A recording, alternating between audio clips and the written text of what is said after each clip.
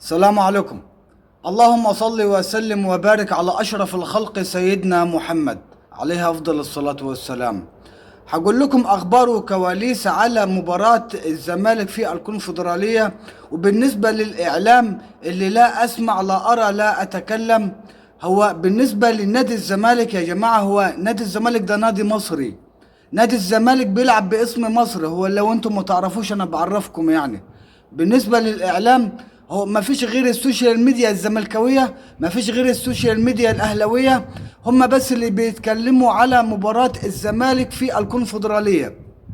أما بالنسبة للإعلام اللي بيتقال عليه إعلام، او ما تعرفش اللي بيتقال عليه الاعلام الاهلاوي، اللي لو الاهلي مثلا بيلعب في بطولة افريقيا بيبعتوا له مراسل، الاهلي بيلعب، الاهلي بيحضر، تدريبات الاهلي، تدريبات مش عارف مين، الاهلي محضر. طب والزمالك؟ الزمالك ده ما بيلعب باسم مصر. الزمالك اللي هو الفريق الوحيد اللي بيلعب في افريقيا وبيلعب باسم مصر. يعني الزمالك مش بيلعب في مصر، ده بيلعب بره خارج ارضه. ليه ما ت...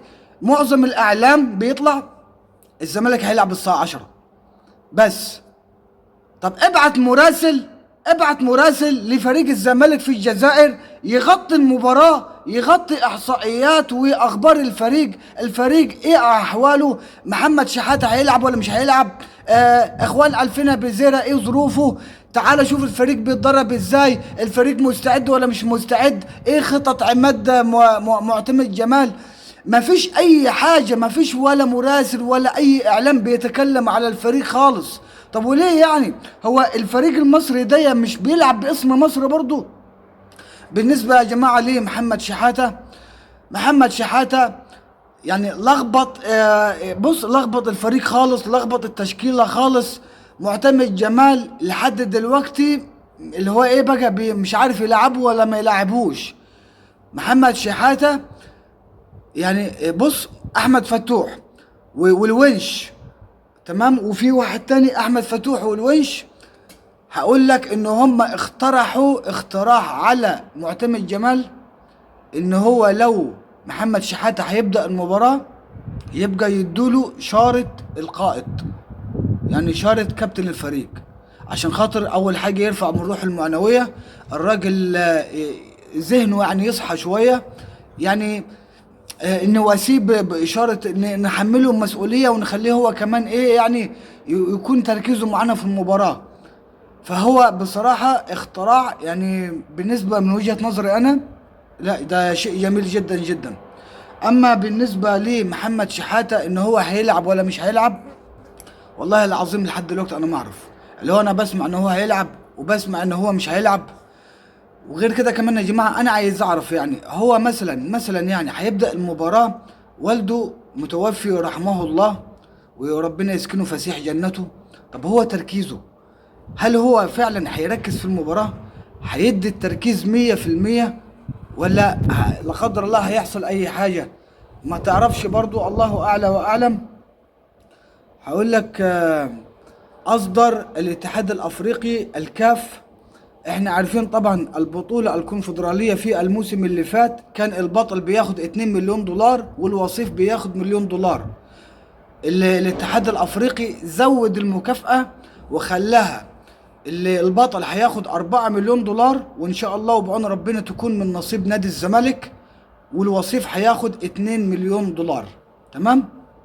طيب، اللي معتمد جمال بيعمل ايه في الاستعداد بتاعته؟ هقول لك ان معتمد جمال فرج لعيبة الزمالك أكثر من مرة على آخر مباريتين لاتحاد العاصمة الجزائري، ونقاط الضعف ونقاط القوة، وقال لهم يا جماعة، وبالذات الاثنين المهاجمين بالنسبة للدباغ وبالنسبة للجزيري وبالنسبة كمان لناصر منسي. ناصر منسي احتمال يعني ما يبدأش المباراة ويبدأ الجزيري. وقال لهم واشد عليهم ان هم بالتركيز، وان هم لازم يستغلوا اقل فرصه تجي لهم من اي مرتده. طبعا نادي الزمالك مش هيفتح، نادي الزمالك هيضيق المساحات، نادي الزمالك طبعا هيبتدي يدافع ويلعب على المرتده. معتمد جمال فرج اخر مباريتين للاعيبه نادي الزمالك نقاط الضعف ونقاط القوه، ومين اللي هنلعب عليه ومين اللي هنمسكه ومين اللي احنا هنلعب من خلاله هو الهجمه المرتده، وحاجات كتيره جدا جدا. معتمد جمال تركيزه كله على المباراه دي، وكمان بص بيشدد على اللعيبه كلها بالتركيز. عندك الونش، عندك فتوح، وعندك الونش وفتوح ومحمد اسماعيل، تمام، وحسام عبد المجيد وعمر جابر. دول يا جماعه لموا اللعيبه كلها عشان خاطر ان هم لازم يوقفوا ايد واحده، بيتكلموا مع بعض ان احنا يا جماعه فرضنا مشوار كبير جدا جدا في البطوله دي، ولازم احنا جينا للنهايه ولازم نكمل، ولازم نوقف وقفه رجاله، روحنا على روح بعض، ايدينا على ايد بعض، قلبنا على قلب بعض. لازم نضايق المساحات، ناخد الموضوع بجديه، ناخد المباراه هي مش هقول لك كانها مباراه كاس، لانها بالفعل مباراه نهائي. دي ما فيهاش فصال، اكون او لا اكون، يكرم من مرء او يوهام. اللاعيبه كلها بتحمس بعض، اللاعيبه كلها قلبها على قلب بعض. هيكون في الاستاد يا جماعه 50,000 مشجع لاتحاد العاصمة الجزائري، 50,000 أسد بيآزروا وبيوقفوا في سند العاصمة الجزائري. هقول لك كمان في 22 كاميرا بترصد الكاميرا رئيسية، كمان 22 كاميرا رئيسية بترصد حركات اللعيبة، بتصور كل حاجة في الاستاد، الصغيرة قبل الكبيرة. وهقول لك كمان بالإضافة 3 كاميرات بترصد الحركات الحساسة بالنسبة للعيبة. مثلا اللعيب رقص ازاي، الحركة اللي عملها ترقيصة حلوة، السبرنت، الكوبري اللي عمله، حركات حساسة. بما فيهم كمان بالإضافة في كاميرتين طيارة بتطير فوق الجماهير، تمام، عشان تصور الجماهير وتصور الدخوليات وتصور كل حاجة. ان شاء الله وبعون ربنا كل التحية وكل الدعم، ونرجع ان شاء الله بالفوز يا زملكاوية. ربنا يكرمنا ان شاء الله، ربنا ان شاء الله يفرح الزملكاوية، يفرح قلب كل زملكاوي يا رب بالنسبة للي سافروا.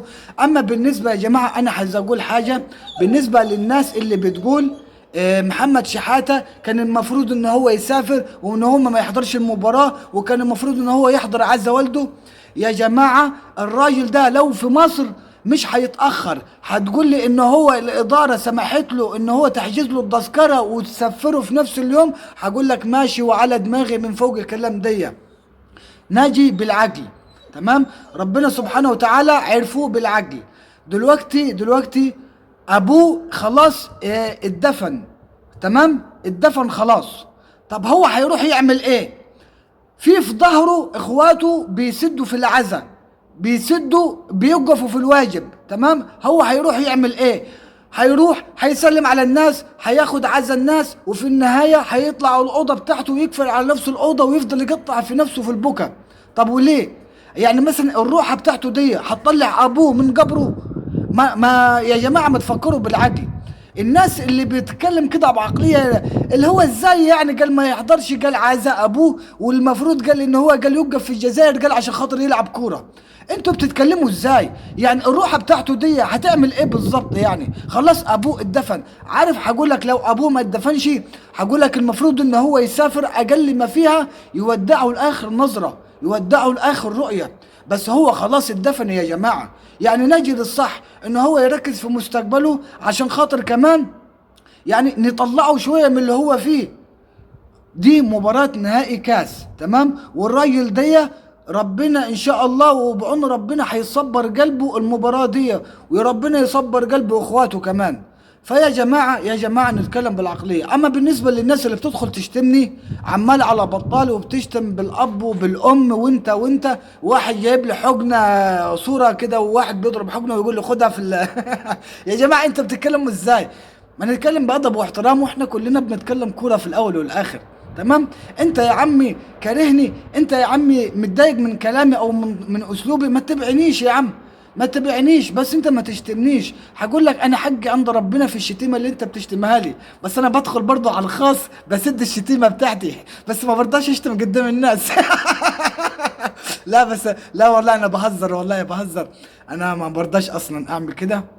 اي واحد بيشتمني بكتب له طبعا في الكومنتات يا ريت بعد اذنك التعليق يكون باحترام، وانا حقي عند ربنا. بس يعني انت يعني بتشتمني ليه؟ طيب هو انا قلت ايه مثلا؟ قلت ايه وحش؟ ولا شتمتك ولا شتمت فريق اللي انت بتنتمي اليه، ولا قلت اي حاجه وحشه يعني. طيب اخبط اللايك، اعمل شير، اشترك في القناه، وقول لي توقعك ان شاء الله الزمالك هيعمل ايه. سلام عليكم.